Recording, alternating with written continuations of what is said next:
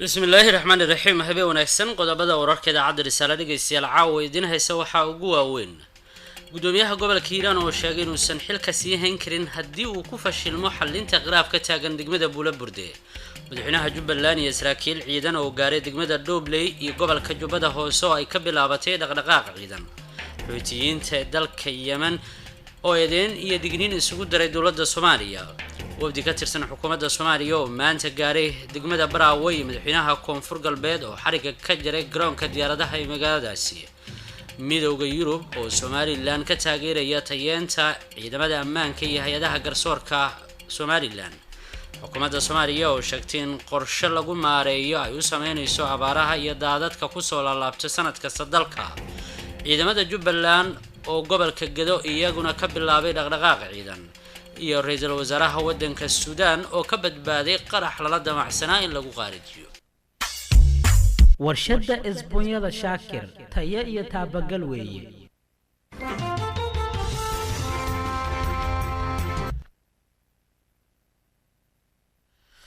marka la habeen wanaagsan waa habeen Isniin ah talaada ayaa soo galaysa waxay taariikhda ku beegan tahay 9ka bisha 3aad Maarch sanadka 2020 u diyaar garooba faafahinta warkeena subax waa warkeena habeen gudoomiyaha gobolka Hiiraan ayaa sheegay in aanay jirin sabab uu ugu sii sugnaado kursiga maamulka gobolka Hiiraan hadii uu ku fashilmo dhexdhexaadin uu ka wado magaalada la yiraahdo Buulaburde ee gobolka Hiiraan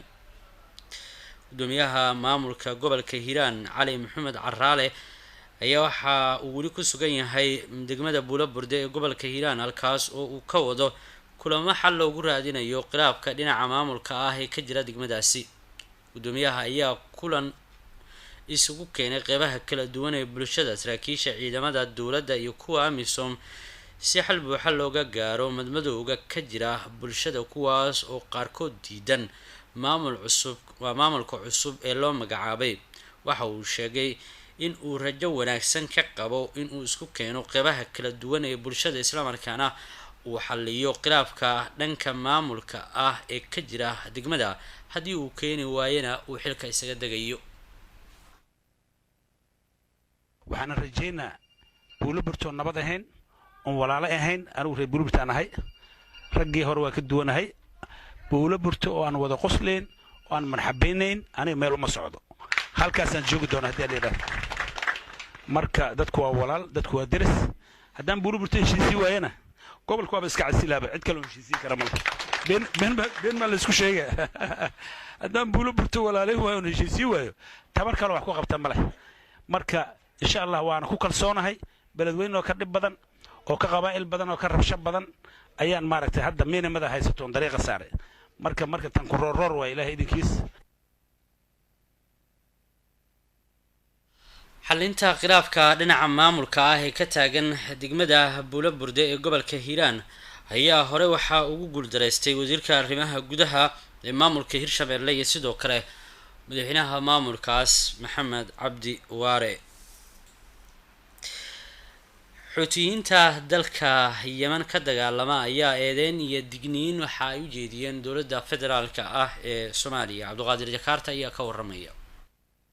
sida lagu daabacay shabakada wararka almashhadalkhaliiji.com kooxda hubeysan ee xuutiyiinta kala dagaalanta dalka Yemen ayaa dawladda federaalka Soomaaliya waxa ay ku eedeeyeen inay ku soo xadgudbeen jasiiradaha yar ee dalkaas ee loo yaqaan Socotra isla markaana ay doonayso inay noqoto goob cusub oo laga baaro shidaalka shir degdeg ah oo yeesheen xubnaha guddiga fulinta kooxda xuutiyiinta Yemen oo shir gudoominayay mas'uulka ugu magacaaban wasiirka gaadiidka Zakariya Al-Shami ayaa lagu sheegay in dawladda federaalka Soomaaliya ay ku xadgudubtay jasiiradaha yar ee Socotra ee u dhaxeeya xuduud badeedka dalalka Yemen iyo Soomaaliya kuna dhow kanaalka la yiraahdo Gawardafuy iyo gacanka cadmeed shabakada wararka almashhadalkhaliiji.com oo soo xiganaysay faraca wakaalada wararka Yemen ee saba ay xuutiyiinta maamulaan ayaa wasiirka shidaalka iyo macdanta ugu magacaaban xuutiyiinta ee Axmed Daaris waxa uu sheegay in marnaba la aqbalaynin qorshaha ay wado dawladda federaalka Soomaaliya isagoo u digay ama uga digay arrintaas kooxda hubeysan ee xuutiyiinta yemen waxay kala soo hadal qaadeen in dowladda federaalka soomaaliya oo doonayso inay qaramada midooba ka ansixiyaan kana xaqiijiyaan biyaha gobolka iyo jasiiradaha socotra. dhinaca kale qoraal dheer oo kasoo baxay madaxda kooxda xuutiyiinta yemen ayaa lagu sheegay in dowladda federaalka ay soo degsatay qariidada qeybaha badda ee aqoonsadeen qeybaha cusub ee batroolka ee jasiiradaha socotra iyagoo ku hanjabay inay sharciga la tiigsan doonaan. jasiiradaha socotra oo gaaraya 4 ayaa waxay 240 kilomitir dhanka bari kaga toosan yihiin xeebaha Puntland ee Soomaaliya halka jasiiradahaasi u jiraan dalka Yemen masaafo dhan 240 kilomitir ee koonfurta gacanka Carbeed waxaana la sheegayaa inay yihiin goobo shidaal laga heli karo. dowladda federaalka ee Soomaaliya wali dhankeeda kama hadlin warkan ka soo yeeray kooxda xuutiyiinta ee dalka Yemen ee ah in dowladda ku xadgudubtay jasiiradaha yar ee dalkaasi ee loo yaqaano Socotra.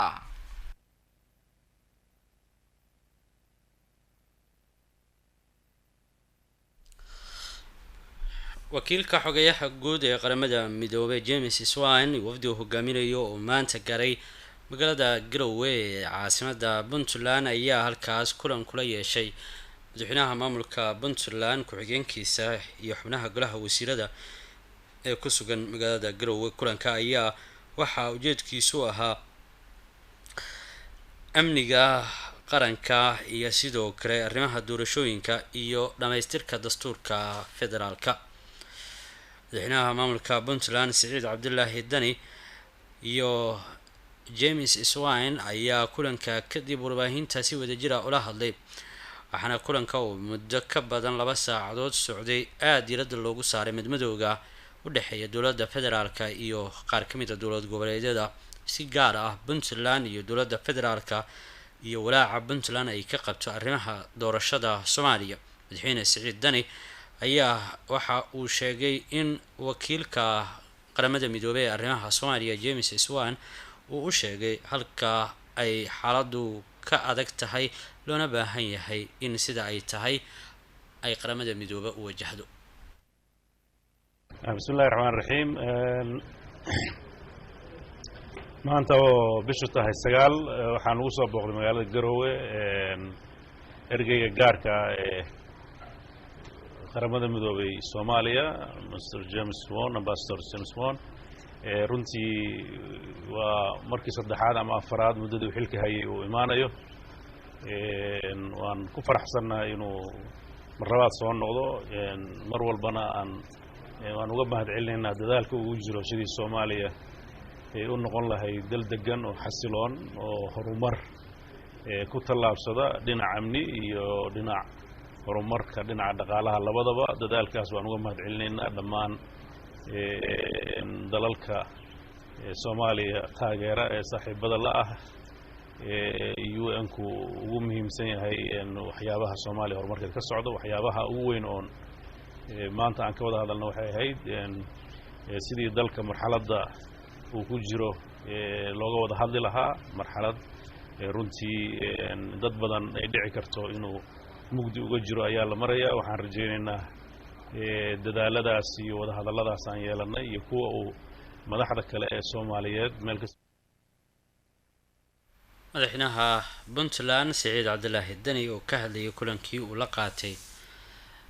James Swan wakiilka xogayaha guud ee qaramada midoobay ee arrimaha Soomaaliya. xukuumadda Soomaaliya waxa ay sheegtay in qorshe lagu maareeyo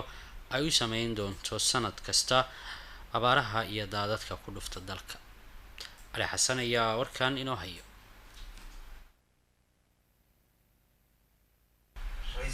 Soomaaliya Xasan Cali Kheyre ayaa waxa uu sheegay inay qorshe u sameynayaan arrimaha biyo la'aanta iyo fatahaadaha ay sameeyaan wabiyada ee inta badan khasaaraha ay ka soo gaaraan shacabka. waxa uu sheegay ra'iisul wasaaraha in golaha wasiirada ay ku heshiiyeen in qorshe cad loo sameeyo biyo la'aanta iyo fatahaadaha kaas oo lagu shaqeyn doono sanadaha soo socda si dalka uu hadda marayo meel ka horumarsan loo gaarsiiyo. waxa uu tilmaamay in nolosha shacabka ay dhib noqonayso haddii marna ay ka cabanayaan biyo la'aanta marna ay ka cabanayaan fatahaada dalka kusoo laabatay. marna daad kama shaqeyn karo marna abaar kama shaqeyn meesha u dhaxaysa kuma jiri karo. marka maalinna haddii roobkiina na dhibaayo abaartiina na dhibayso yacni macnaheedu waxay tahay noloshaa dib nagu noqonaysa dadkiina isu yimid oon aad ugu faraxsanahay badan aqoon leh khubaro kala duwan inay tahay waxaan runtii soo jeedinayaa arrinkan hadda ma aha inaad dowlad goboleed ka timid ama aad xafiiska wasaaraha ka timid ama wasaarad ka timid ama hay-adna aad u shaqaysid international ah waa ummadda soomaaliyeed noloshooda marka intaa waxyaabaha kale siyaasadda dhinac la iska dhigo ummadda soomaaliyeed in oonka iyo abaarta laga saaro waa wax ugu dhibka yaroon ku heshiin karo waxaan rajaynayaa marka haddii ilaa yidhaahdo in kulli xoog la geliyo markaan shaqadan bilaaweynay maalintii kow aan laa waxaan hala sameeyo shirkii Somali Partnership Forumka aan uga hadalnay xafiiskayga waxaan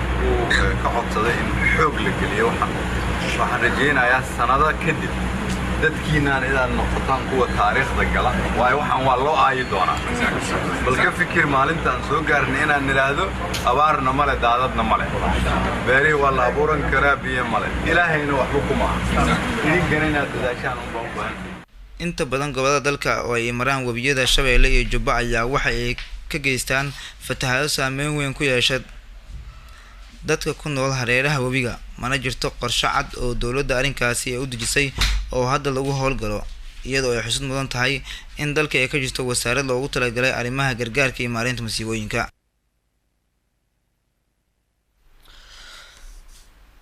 midowga Yurubna waxa uu Somaliland ka taageerayaa tayeenta ciidamada ammaanka iyo hay'adaha garsoorka maamulkaas Shuura Caabi ayaa warkaan inoo faahfaahinaysa magaalada Hargeysa ee deegaanada Somaliland waxaa maanta heshiis ku kala saxiixday safiirka midowga Yurub ee Soomaaliya Ambassador Nicholas Barlanga wasiirka arrimaha gudaha Somaliland Maxamed Kaahin heshiiskan oo muddo laga soo shaqeeyay ayaa waxa uu yahay mashruuc lagu horumarinayo cadaaladda iyo ciidamada ammaanka ee maamulkaasi Somaliland waxaana la sheegay in heshiiskan uu ku kacayo lacag gaaraysa ilaa iyo 7 milyan oo dollar heshiiskan ayaa waxaa si wada jir ah u saxiixay safiirka midowga Yurub ee Soomaaliya Ambassador Nicholas wasiirka arrimaha gudaha Somaliland Maxamed Kaahin iyaga oo sheegay in la dhaqan gelin doono wasiirka arrimaha gudaha Somaliland Maxamed Kaahin ayaana ugu mahadceliyay midowga Yurub wada shaqeynta ay la leedahay Somaliland iyo caawinta had iyo jeer ay la garab taagan yihiin xukuumadda Somaliland safiirka midowga Yurub ee Soomaaliya ayaa dhankiisa ballan qaaday in mashruucan hirgelin doonaan sidoo kalena loo baahan yahay xukuumadda Somaliland inay dhaqankeeda gudato waajibaadka looga baahan yahay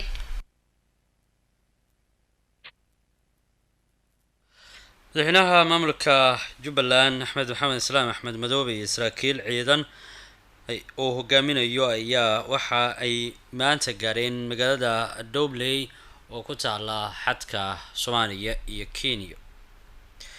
madaxweynaha maamulka Jubbaland Axmed Maxamed Islaam oo ay la socdaan saraakiisha ciidamada Jubbaland waxa ay gaareen magaalada Dobley sidoo kale waxa qayb ka ah wafdiga madaxweynaha Jubbaland wasiiro ka tirsan maamulkiisa madaxweynaha oo maalmo ka hor soo gaabiyay safar shaqo oo Dobley ku tagay ayaa magaalada Kismaayo ka daahfuray maalmo ka hor kala fadhiga labaad ee baarlamaanka Jubbaland madaxweynaha ayaa inta uu ku sugan yahay Dobley waxa uu kulamo la qaadan doonaa saraakiisha ciidamada iyo sidoo kale qeybaha kala duwan ee bulshada Dobley ayaa ah meel ay dhaqdhaqaaq ciidan ka wadaan kuwa Jubbaland iyadoo maalmihii u dambeeyay ay soo baxayeen in ciidamada Jubbaland ee Dobley ku sugan ay doonayaan in u ruqaansadaan dhinaca gobolka Gado oo Jubbaland ay kula dagaashay ciidamo dawladda Soomaaliya ka tirsan oo dhawaan gobolkaasi Gado la geeyay warkaas habeen wuxuu idinkaga imaanayaa idaacadda Risaale ee magaalada Muqdisho bas ay saarnaayeen dad rakaab ah ayaa ku dhacay webi ku yaala waqooyiga dalka Pakistan halkaas oo ay ku dhinteen ugu yaraan 22 ruux dad kalena ah oo ay ku dhaawacmeen shilkan ayaa ka dhacay degmada Iskraadu sida saraakiisha sheegeen baska ayaa ka safrayay ama ka baxay magaalada Rawalpindi waxaana ku sii jeeday magaalada la yiraahdo ama degmada la yiraahdo Skradu oo ah goob dalxiis caan ku ah oo 240 kilomitir waqooyi ka xigta caasimadda wadanka Pakistan ee Islamabad. dadka ay waxyeeladu soo gaartay waxaa ku jira haween iyo caruur. dhowr qof ayaa sidoo kale dhaawacyo ay ka soo gaareen. lama oga sababta shilka ka dambeysay. shaqaalaha gurmadka ayaa sheegay in ay dad badan oo badqaba ay soo samata bixiyeen, kuwa kalena ay qaar lafaha ka jajabeen. shilka oo noocan oo kala ah waa uu ku badan yahay Pakistan, gaar ahaan waqooyiga buuraleyda ah, sababtoo ah wadista gawaarida oo aan lahayn taxadar badan iyo wadooyinka oo ah kuwa buuro la dul fuulayo ayaa inta badan sababa in gaadiidka ay kasoo dhacaan. qiyaastii 9,000 oo shilalka wadooyinka ah ayaa laga soo sheegaya dalka Pakistan